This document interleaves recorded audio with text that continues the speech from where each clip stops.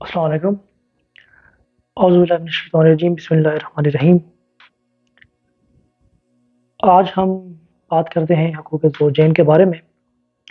कुरान मजीद की सूरत नूर 24वीं सूरत,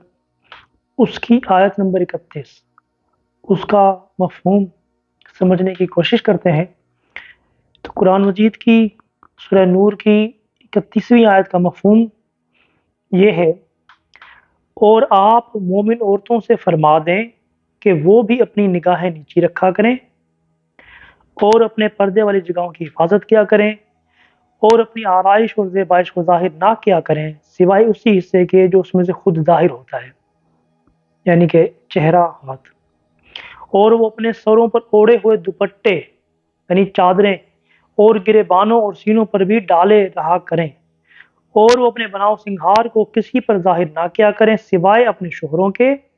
या अपने बाप दादा या अपने शोहरों के बाप दादा के या अपने बेटों या अपने शोहरों के बेटों के या अपने भाइयों या अपने भतीजों या अपने भांजों के या अपनी हम मज़हब मुसलमान औरतों या अपनी ममलूका बांदियों के या मर्दों में से वो खिदमतगार जो ख्वाहिश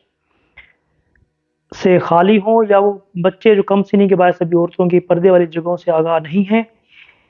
और ना चलते हुए अपने पाँव ज़मीन पर इस तरह मारा करें कि पैरों की झनकार से इनका वो सिंगार मालूम हो जाए जिससे वो हुक्म शरीयत से पोशीदा किए हुए हैं। और तुम सब के सब अल्लाह के हुज़ूर तौबा करो ए मोमिनो, ताकि इन अहकाम पर अमल पैरा होकर फलाह पा जाओ। अब ये कुरान में कितना वाज़ेह तरीके से समझाया गया है कि ख़वातीन ने पर्दे का कितना ज़्यादा लिहाज़ करना है और किस तरह करना है। आज के दौर में हुकूक़ ज़ौजैन में अगर इस चीज़ का तयन किया जाए कि जो बीवी होती है वो पाक दामन है या नहीं है, वो अलग चीज़ है। सबसे पहली चीज़ जिसका तयन किया जाए कि वो फर्मा बरदार है या नहीं है, या बल्कि इसको आसान मज़ीद अल्फाज में यूँ कहें कि वो वफ़ादार है या बेवफ़ा है। कुरान की इस सूरह नूर की आयत नंबर 31 उठा के देख लें। जो औरत इस पर अमल पैरा है तो वो अपने शोहर की फर्मा बरदार है, और जो औरत कुरान के इस हुक्म पर अमल पैरा नहीं है वो नाफरमान है, वो बेवफ़ा है। और बिलख़सूस जैसा कि आजकल फंक्शंस और गैदरिंग्स वगैरह में बहुत ज़्यादा बेपर्दगी होती है, और इसके अलावा बाज़ारों वगैरह में जाना वगैरह भी, तो से के मियाँ बीवी हैं और उनकी शादी को 20 साल हो गए। अब अगर 20 साल में बीवी ने अगर 40 ऐसी शादियां अटेंड की हैं जिनमें वो मेकअप करके बनाव सिंगार करके गई है और ऐसे कपड़े पहने हैं जैसे पाँव की वो छंकार का आवाज़ का जिक्र, इस तरह उनके कपड़ों की कोई आवाज़ है जैसे मोती वगैरह होते हैं, और से के फॉर एग्जांपल इस 20 साल के अरसे में वो औरत 100 दफ़ा घर से निकल के बाज़ार गई इस हालत में कि मेकअप किया हुआ है, बनाव सिंगार किया हुआ है। तो अगर 20 साल में 40 दफ़ा शादी पे गई है और 100 दफ़ा वो बाज़ार गई है मेकअप करके, इसका मतलब उसने आपके साथ 140 दफ़ा बेवफ़ाई की है। अब अगर कोई एक दफ़ा भी बेवफ़ाई करे तो उसके बाद उसपे उसको शर्मिंदा होना चाहिए, नादिम होना चाहिए और इस गुनाह की माफ़ी माँगनी चाहिए, और जिस बेवफ़ाई करे उससे भी माफ़ी माँगे। लेकिन साथ-साथ शौहर हज़रात को भी ये समझना चाहिए कि वो अपनी बीवी को समझाएँ कि इस तरह के गुनाह से बचें, इस तरह की बेवफ़ाई से बचें और बेवफ़ाई के अमल से दूर रहें। अब आप देखें कि अगर जो औरत अपने शौहर की वफ़ादार रहना चाहती है, कुरान तो और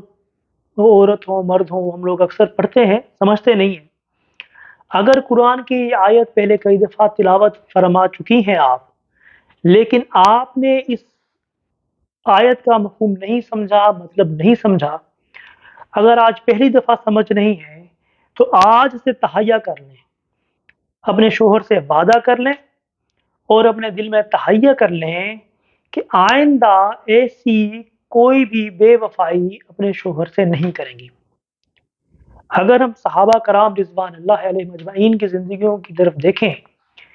تو جیسے اس زمانے میں مہندی کا رواج تھا، مہندی عورتیں لگایا کرتی تھیں، تو وہاں تو خاندانوں میں منوں کے حساب سے بھی مہندی خریدی جاتی تھی، یعنی گھر میں میک اپ کرنے پر کوئی پابندی نہیں ہے۔ اپنے شوہر کے لیے آپ چاہیں تو روز میک اپ کریں، دن میں ایک سے زیادہ مرتبہ بھی میک اپ کریں، لیکن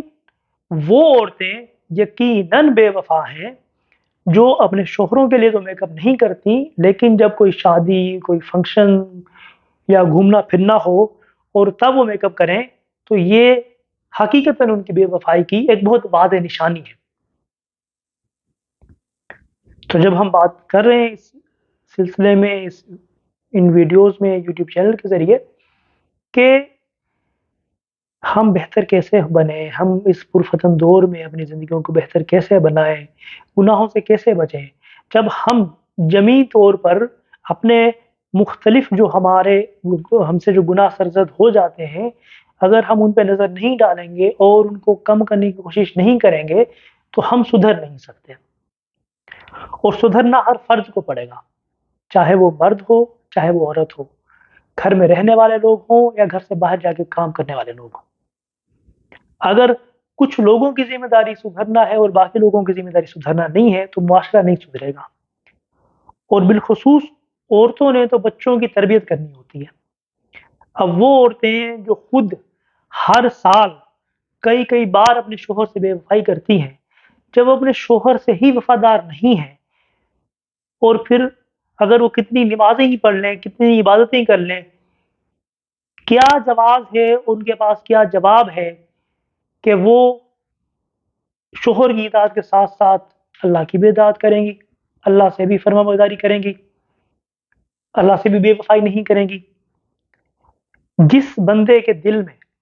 حقیقی معنی میں عشق ہو، محبت ہو، وہ بے وفائی نہیں کرتا۔ اس ٹاپک کو لمبا نہیں کریں گے، عشق اور محبت کا کبھی اور ذکر ہوا تو کر لیں گے، لیکن سمپل الفاظ میں یہ بتا دوں، عرض کر رہا ہوں کہ محبت، عشق صرف اس چیز کا نام ہے جس میں ایثار اور قربانی ہے۔ اگر ایک شخص دوسرے شخص سے کہہ رہا ہے کہ میں تم سے محبت کرتا ہوں، لیکن وہ اس کے لیے قربانی نہیں دے سکتا، کسی چیز کی ایثار نہیں ادا کر سکتا، تو پھر وہ شخص جھوٹا ہے، پھر وہ محبت نہیں ہے، وہ دنیا داری ہے، دکھاوا ہے۔ تو بہرحال آج اس گفتگو کو اب یہاں پہ کنکلوڈ کرتے ہیں کہ تمام خواتین جن سے زندگی بھر بے شک غلطیاں ہوتی رہیں، اب آئندہ کے لیے وہ اس اتنی بڑی بے وفائی اور اتنے بڑے گناہ سے بچیں اور مکمل طور پر اس ہی طرح پردے کا اہتمام کریں جیسا کہ اسلام میں حکم ہے۔ چہرے کا پردہ آج کے پرفتن دور میں واجب ہے، فرض نہیں ہے۔ اگر فرض ادا کرنا ہے صرف تو بے شک چہرہ اور ہاتھ کھلے ہوں، لیکن بناؤ سنگھار نہیں ہونا چاہیے۔ اگر بناؤ سنگھار کے ساتھ بازار جانا ہوا یا فنکشن گیدرنگ ایسے میں جانا ہوا جہاں پر وہ لوگ جو قرآن مجید میں جن کا ذکر ہے ان کے علاوہ اگر اور لوگ موجود ہیں تو یہ سراسر گناہ بھی ہے، بے وفائی بھی ہے، نافرمانی بھی ہے، سرکشی بھی ہے۔